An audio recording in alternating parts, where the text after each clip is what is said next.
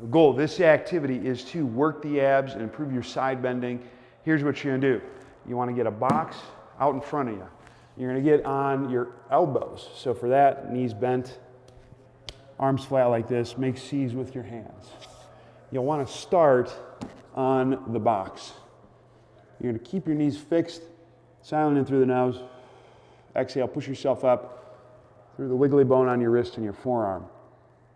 You're gonna breathe in. On the exhale, you wanna step down to one side, but the knees stay fixed.